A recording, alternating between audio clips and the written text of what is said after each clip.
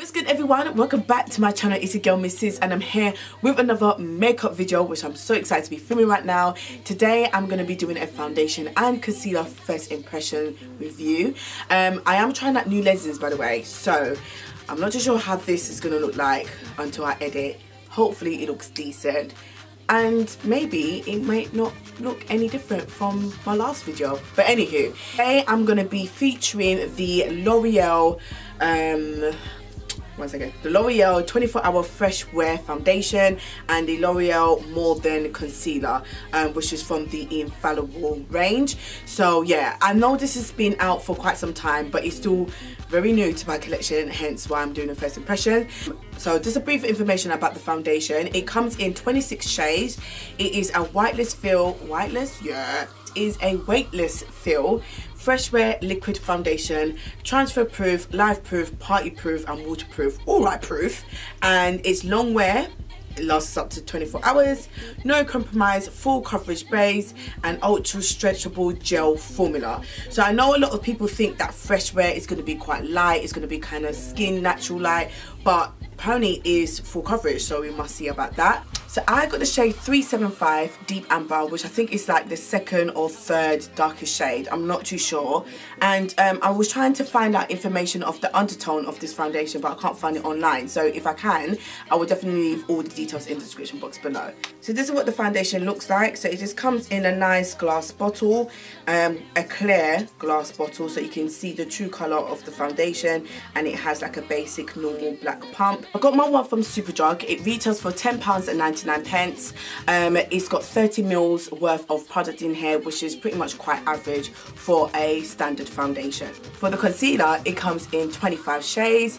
It's got a flawless full coverage with a natural matte finish, ultra blendable formula, long lasting weightless wear, and it has a large doe-foot applicator for perfect application, which, oh, Jesus Christ, I got the shade 338, which is the shade honey, and this retails for £9.99, so pretty much as a foundation, a drugstore foundation price.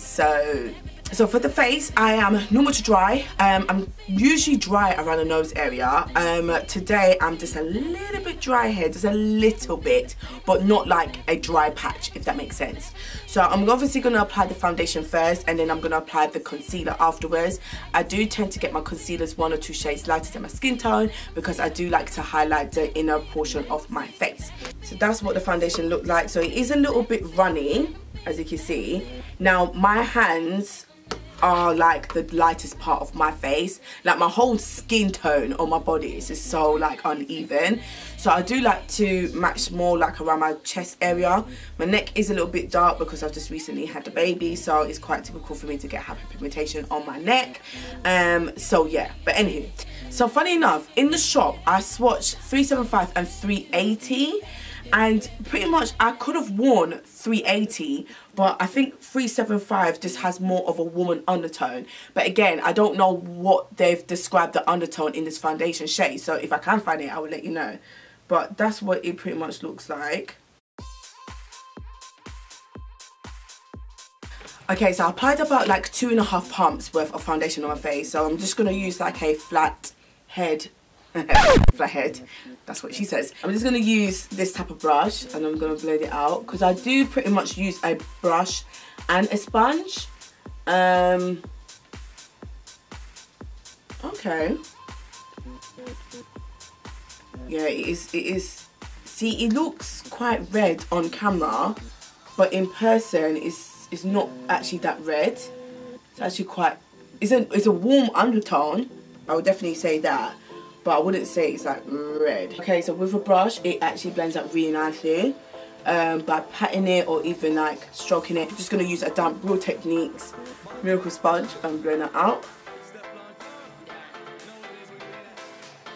Yeah, with the sponge it blends up really nicely as well. I probably would say that the side with the brush has more coverage, but to be honest, I wouldn't be surprised, because with a damp beauty blender or beauty sponge, it does soak up some of the product anyway. I would definitely say it's a good medium coverage, and I could definitely see the potential it building up to a full coverage, so they may be right with the coverage claims. Okay, so now we're gonna go on to the concealer. So like I said, I've got the shade 338 Honey. Gotta like you like super honey. Wow. Okay, yeah, this is a doe foot applicator. That's what the doe foot applicator looks like. So it is quite big. Yeah, so that's what the colour looks like in the shade Honey. So to me, this has got a really nice golden warm undertone, which I do like my concealers to have that type of undertone anyway. So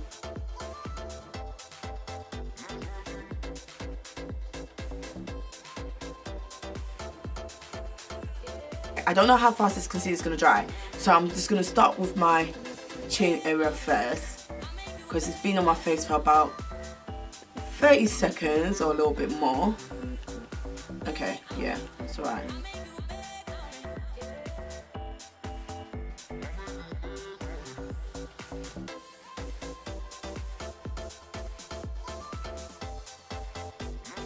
Now I'm just going to quickly do my makeup off camera just to save time. Oh Lord of mercy, the struggle is real. The struggle is real. Okay guys, so I'm back. I didn't do my hair, don't judge me, just don't, okay? Now my makeup is actually ruined because I used a new setting spray by Revolution, the Revolution Glow setting spray. This is really nice on the body to get that sun glow kiss, but when I say putting this on your face, for me it's too much. I love a dewy glowy look, I'm all about that life, but this takes it a little bit too far, to the point that I had glitter everywhere on my face. It literally enhanced every crack, spot, texture on my face. It's horrible. I probably still have some on my brows, my eyeshadow, like I tried to wipe it off, so my makeup is literally just ruined. But you know what, I'm not going to film this again because that is a long thing. Anyway, and I must say, besides me ruining my makeup with the spray, the foundation and concealer is looking alright, you know. It's looking okay. I finished applying my face product by 10:30 this morning. So I'm going to test it out for the rest of the day, see how I get on and all that good shenanigans. And I'm going to get back to you guys and let you know. Okay guys, so I am back and this is what my face looks like. Obviously I'm just a mess because it's been about like several hours. It is currently 20 minutes to 6 in the evening. So I'm gonna start with the concealer. Usually I do like pros and cons. So with the con about this concealer, I personally feel like when I applied it on my face, it didn't feel drying, but it wasn't as moisturizing in comparison to other concealers. Now I know this is a natural matte finish, but even when I use a natural matte finish concealer or foundation in the past, once I apply it, when the product is wet, it does feel quite nice. But yeah, for some reason, I don't know, it's not drying, but it's just not as moisturizing as I'm used to, basically. Other thing that I would definitely say, because I'm a type of person, I have very fine creases under my eye area, and concealers tend to crease very easily, regardless if I set it afterwards or not. So I do look for the longevity of the concealer. From the moment after I blend it out, I did notice that it started to settle in my line straight away, so I definitely will need to set this with a powder. However, apart from that, I really do like the packaging. I do like the doe foot applicator. I like the size of it. I do like the tone of this concealer as well, and the undertone. I think it's very, very beautiful and it complements my complexion really well. And overall, I think it's a decent concealer, to be fair. The price, for a drugstore concealer to be £10, that's probably the most I've spent on a concealer, like in the drugstore range, so not really too sure about that, but I will definitely continue using this again. So to the foundation now, I will probably say my major concern, or not major concern, but my only con, I noticed that it started to break away quite early. Like probably about an hour after wearing it, it started to break away in my smile line. Apart from that, this foundation is actually quite decent. It's actually quite decent. First of all, I do like the tone, and it's really surprising for me because a lot of drugstore foundations run really red or orange on me. Yes, this does have a warm undertone, but it didn't make me look like a pumpkin either, and it was a really good match to me, surprisingly enough. Actually, I could get away with 2 shades out of this whole range, so that's a bonus. It's definitely buildable. I wouldn't say that it's cakey or anything like that. It doesn't feel heavy, so where it does say fresh wear, I agree with that as well.